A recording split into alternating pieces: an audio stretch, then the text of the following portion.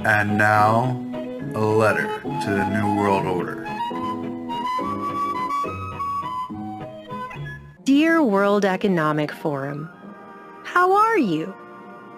I know you're probably busy planning for next year's multi-million-dollar elite shebang where you fly private jets that emit as much CO2 in a week as 350,000 cars so you can all sit around in expensive suit jackets with slacks of various colors to tackle your self-proclaimed goal of tackling the dire ongoing crisis of climate change and inequality by lecturing the rest of us on how it's our fault, so we need to eat the bugs and be happy with owning nothing.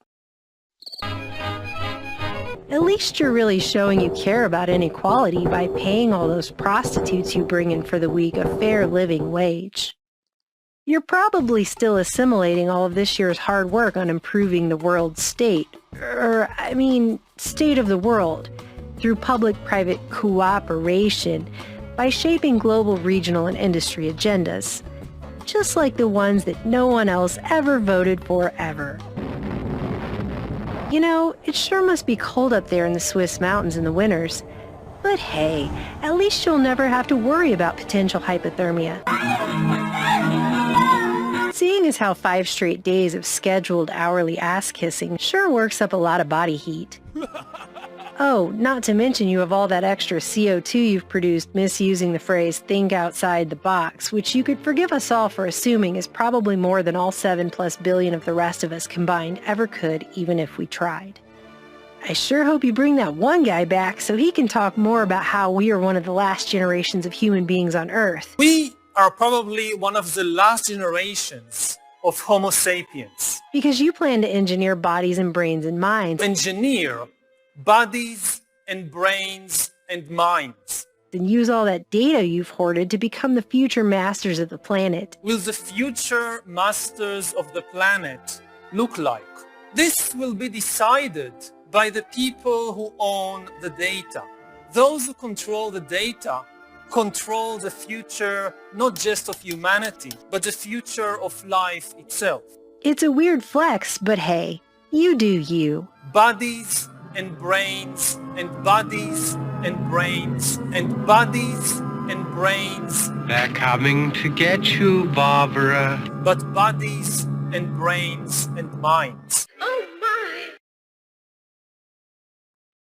You know, I had a dream we live in a world where all it takes to rise to the top is a little hard work and dedication.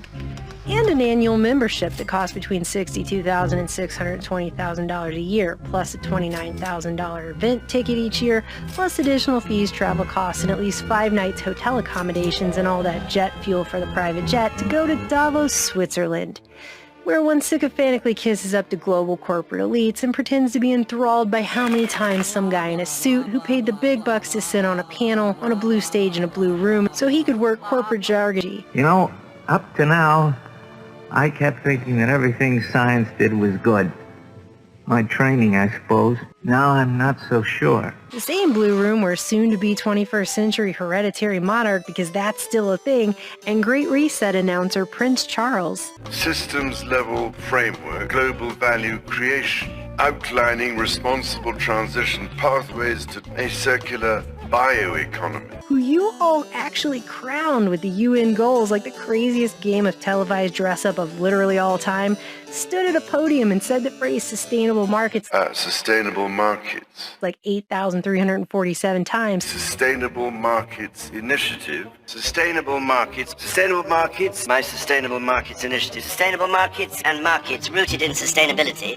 While you sat in the audience and pretended it doesn't make you want to fall asleep in slow motion like the van falling off a bridge in some inception your mind goes to hide in, because deep down you know you sold your soul to the tulpa of commerce, the Skeksis of humanity summoned upon us centuries ago, and you still aren't sure what you're going to do with your life if your god dies, so the plan you came up with is to just keep trying to scare the rest of us by having a guy who literally looks straight out of White Cat petting central casting for a Bond film, and even occasionally dresses like Emperor Palpatine, tell us all how it's going to be, that we'll actually listen and go along with what you say.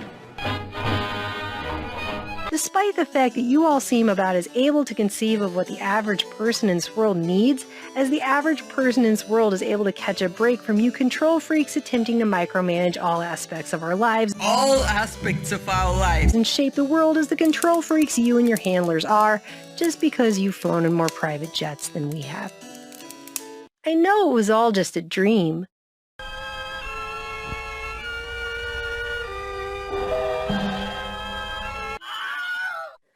But you still really creep me out. Sincerely, me.